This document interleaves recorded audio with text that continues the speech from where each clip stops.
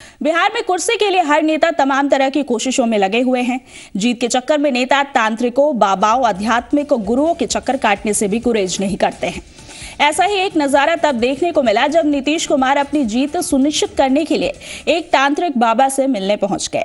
बाबा भी नीतीश से मिलकर काफी खुश दिखाई दिए, लेकिन बातों बातों में ही उन्होंने आरजेडी प्रमुख लालू यादव मुर्दाबाद के नारे भी लगा दिए। इस वीडियो में मोकामा से जेडीयू प्रत्याशी नीरज कुमार भी दिख रहे हैं। तांत्रिक के कानों में कुछ कहते हुए दिखाई दे रहे हैं। हालांकि नीतीश ने माहौल को समझते हुए उनकी इसी हरकत को मुस्कुराकर टाल दिया। इसके बाद तांत्रिक ने नीतीश कुमार को चूम लिया।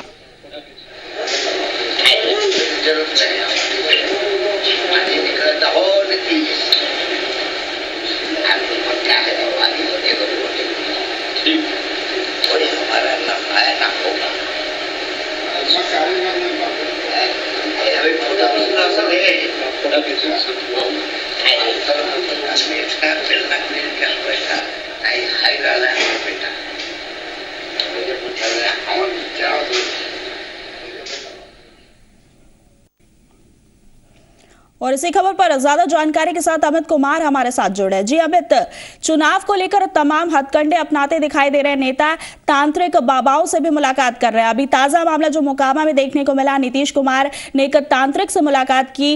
इस मुलाकात के मकसद को आप किस तरह से देखते हैं, जानना चाहेंगे आपसे। देखिए सर, इस मुलाकात के मकसद जो है वो साफ है कि जो चुनाव है, बिहार में चुनाव चल रही है, चुनाव के दौरान जीत सुनिश्चित है। इसको लेकर के तमाम जो नेता हैं वो अपने अपने धर्म गुरु, अपने जो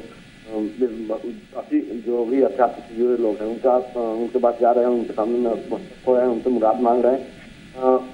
इसी क्रम में ये जो तस्वीर सामने आई है, हम इस चीज को जोड़ करके देख रहे हैं कि नीतीश कुमार जो है वो सत्ता में बने रहना चाहते हैं और इसको लेकर के वो तमाम तरह के हथकंडे अपना रहे हैं। बात हम करें चुनाव प्रचार की, तो बड़े पैमाने पर चुनाव प्रचार नीतीश का चल रहा है, कैंपेन जो है वो चल रहा है। दूसरी तरफ वो मंदिरों में जाकर के भी माथा टेक रहे हैं। तीसरी तरफ ये जो तस्वीर है वो कहीं न कहीं इस बात को बयां कर रही है कि नीतीश कुमार जो है वो सत्ता में बना रहना चाहते हैं और सत्ता बने रहने के लिए वो कोई भी एजेंडा को अपनाने से गुरेज नहीं कर रहे हैं।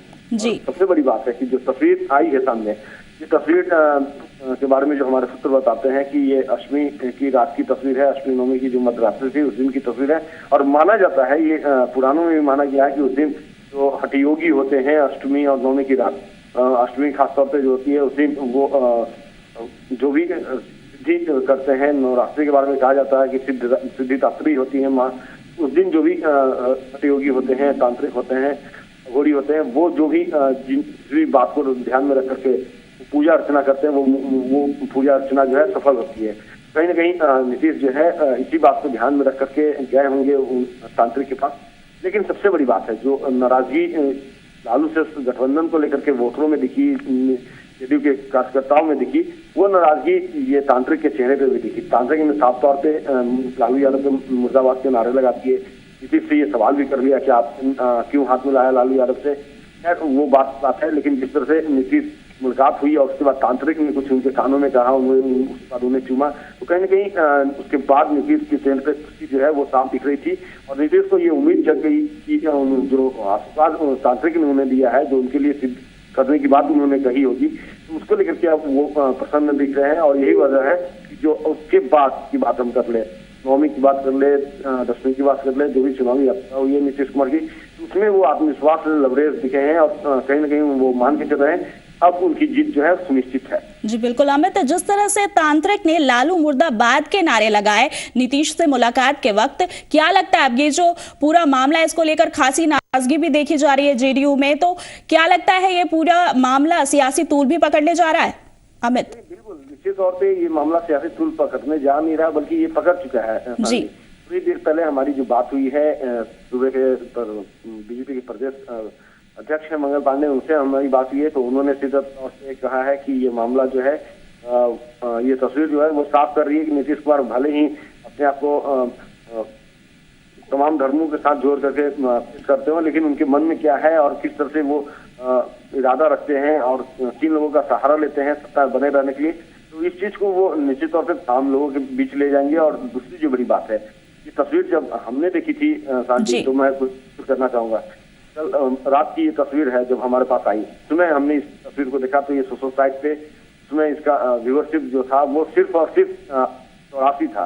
अभी की बात कर ले तो 900 के करीब पार कर चुका है। तो अब जो है लोग इस चीज को देख रहे हैं और इस चीज समझ रहे हैं, और कहीं ना कहीं इस मामले को, पूरे मामले को लेकर के जो एनडीए है वो अब चुनावी मुद्दा बना लेगी, और उनका क्या रणनीति होगा नीतीश कुमार का इस पर जी अमित, आप हमारे साथ बने रहिए। फिलहाल यहाँ पर जुड़ते बीजेपी नेता प्रेम रंजन पटेल जी हमारे साथ जुड़ रहे हैं। जी बहुत बहुत स्वागत है आपका जी पुरवैया में।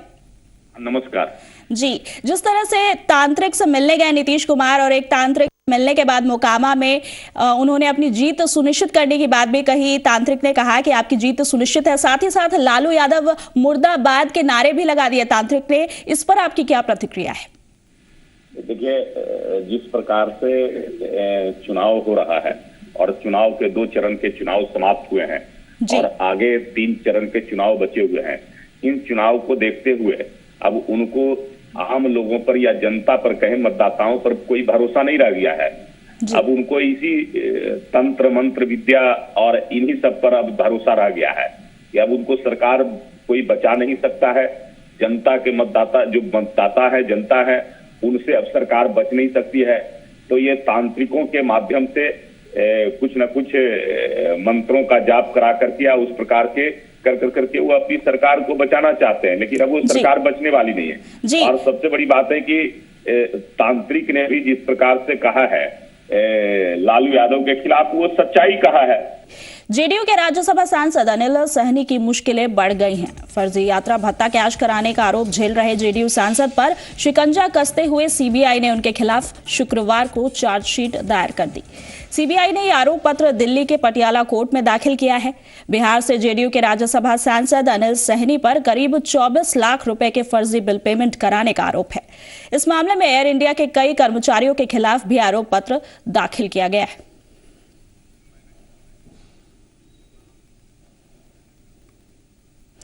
इधर बाढ़ के डीएसपी को अनंत सिंह की ओर से धमकी दिए जाने के मामले की जांच शुरू हो गई है। जेल आईजी पूरे मामले की जांच कर रहे हैं। इस मामले में भागलपुर जेल में भी छापेमारी की गई। आपको बता दें कि भागलपुर जेल में बंद बाहुबली विधायक अनंत सिंह ने बाढ़ के डीएसपी को धमकी दी है। डीएसपी मनोज कुमार तिवारी के मुताबिक अनंत सिंह ने अपने समर्थकों को तंग नहीं करने की चेतावनी दी और कहा कि अगर उनके समर्थकों को तंग किया गया तो इसका परिणाम बुरा होगा। दरअसल पुलिस ने अनंत सिंह के मैनेजर और सहायक संजीत सिंह को गिरफ्तार कर लिया है। संजीत सिंह निर्दलीय चुनाव लड़ रहे अनंत सिंह के चुनाव प्रचार में लगा हुआ था। बताया जा रहा है कि इसी से नाराज अनंत सिंह ने डीएसपी को धमकी दी। धमकी दिए जाने बाद डीएसपी ने पूरे मामले की जानकारी एसएसपी विकास वैभव और दूसरे अधिकारियों को दिया। पटना पुलिस ने इस मामले की जानकारी भागलपुर पुलिस और भागलपुर जेल प्रशासन को दे दी। आपको बता दें कि हाल ही में चुनाव आयोग के निर्देश पर अनंत सिंह को बेऊर जेल से भागलपुर जेल में शिफ्ट किया गया है। पूर्व विधायक और मोकामा से निर्दलीय प्रत्याशी अनंत सिंह के बारे में आपको जानकारी दे दें। पूर्व विधायक और बाहुबली नेता अनंत सिंह को कुछ दिनों पहले अपहरण और हत्या के एक मामले में गिरफ्तार किया गया था। गिरफ्तारी के बाद उन्हें बेऊर जेल में रखा गया, लेकिन चुनाव आयोग के निर्देश के बाद उन्हें भागलपुर जेल शिफ्ट कर दिया गया। दरअसल आशंका जताई गई कि अनंत सिंह जेल के अंदर से भी चुनाव को प्रभावित कर सकते हैं। अनंत सिंह के खिलाफ हत्या, अपहरण और रंगदारी के कई मामले दर्ज हैं। भागलपुर जेल शिफ्ट किए जाने से पहले भी बेऊर जेल में भी अनंत सिंह के जेल में मोबाइल रखने की बात सामने आई थी। हालांकि छापेमारी के दौरान उनके वार्ड से कोई मोबाइल नहीं मिला।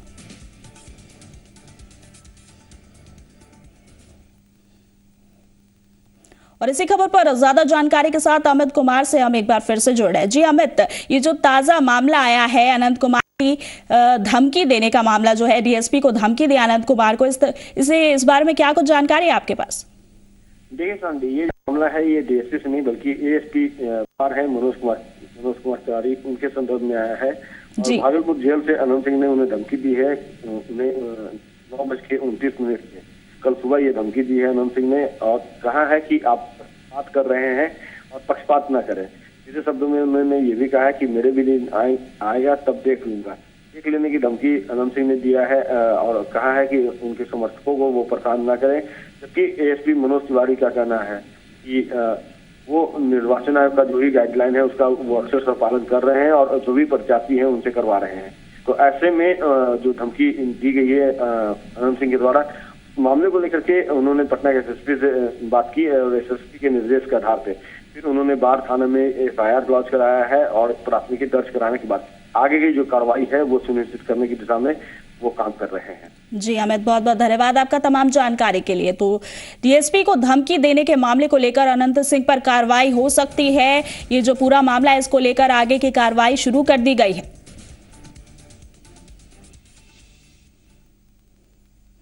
आगे बढ़ते हैं।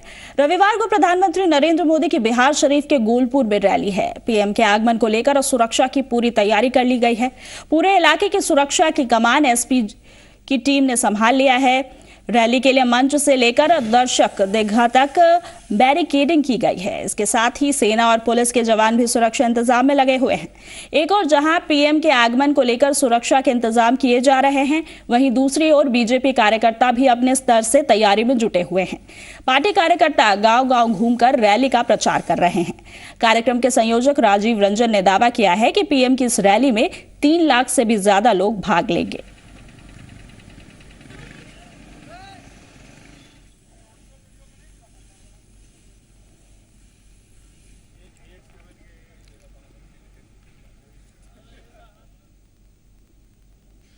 सुरक्षा के पूरे इंतजाम है। एसपी जी हमारे दिल्ली की टीम यहाँ आई हुई है, साथ में जिला प्रशासन, एसपी, डीएम सभी लोग के देखरेख में इस काम चल रहा है। भागलपुर में नशे में धुत जीप ड्राइवर ने 12 से अधिक लोगों को कुचल डाला। हादसे के बाद लोगों का गुस्सा फूट पड़ा। लोगों ने ड्राइवर की जमकर धुनाई की और जीप में तोड़फोड़ भी की। सूचना देने के काफी देर बाद भी जब पुलिस मौके पर नहीं पहुंची तो लोगों ने हंगामा शुरू कर दिया। भीड़ को शांत करने के लिए मुजाहिदपुर, कोतवाली, इशाक चक्का सहित कई थानों की पुलिस बुलानी पड़ गई। ड्राइवर सहित 7 लोगों को अस्पताल में भर्ती कराया गया है, जिसमें ड्राइवर की हालत काफी नाजुक बनी हुई है।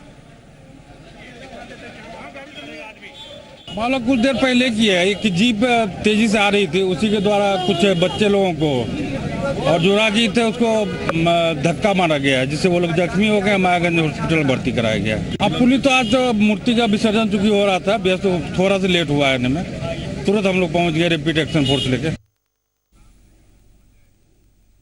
और इसी खबर पर ज्यादा जानकारी के साथ अजय हमारे साथ जुड़े हैं। जी अजय, एक जीप ड्राइवर ने 12 लोगों को कुचल डाला, क्या कुछ और जानकारी इस खबर पर? जी मैं आपको बता दूं कि ये एक्सीडेंट में जो 12 लोग घायल हुए थे, जिसमें 3 की हालत अभी गंभीर बनी हुई है, जिसमें एक लड़की भी शामिल है, एक छोटी बच्ची है जिसकी हालत काफी गंभीर बनी हुई है। हालांकि मायागंज अस्पताल में इलाज कराया जा रहा है। बात हो रहा है कि उसे पटना भी रेफर कर दिया जाए, लेकिन फिलहाल जो उनकी हालत काफी गंभीर बनी हुई है। जी नशे में धुत बताया जा रहा था ये ड्राइवर अजय। जी हाँ, बिल्कुल काफी नशे में ड्राइवर था, क्योंकि वो एक जगह नहीं कई जगह वो लोगों को कुचलता हुआ वो गाड़ी निकल रही थी। क्योंकि पहले वो तिलका मांझी चौक के पास एक बाइक सवार को कुचला, उसके बाद वो कचहरी चौक में कुचला, उसके बाद वो गुरुद्वारा रोड में जाकर के वहां पर भी उन्होंने एक्सीडेंट किया। वहां पर जाकर के लोगों की गिरफ्त में वो आया है, नहीं तो और भी कई घटनाओं को वो अंजाम देता, क्योंकि वो काफी नशे में था। जिसके कारण जब स्थानीय लोगों ने उसे पकड़ा तो देखा कि वो काफी नशे में है, तो उसके बाद लोगों ने उसकी जम के धुलाई कर दी। जी अजय, बहुत बहुत धन्यवाद आपका तमाम जानकारी के लिए। तो भागलपुर खबर बता रहे थे आपको, जहां नशे में धुत एक जीप ड्राइवर ने 12 से अधिक लोगों को कुचल डाला। ये ड्राइवर नशे में धुत था। फिलहाल जो 12 से अधिक लोगों को कुचला गया, इसके बाद हादसे के बाद लोगों का गुस्सा फूट पड़ा और लोगों ने ड्राइवर की जमकर धुनाई की। फिलहाल ड्राइवर अस्पताल में भर्ती और उसका इलाज चल रहा है।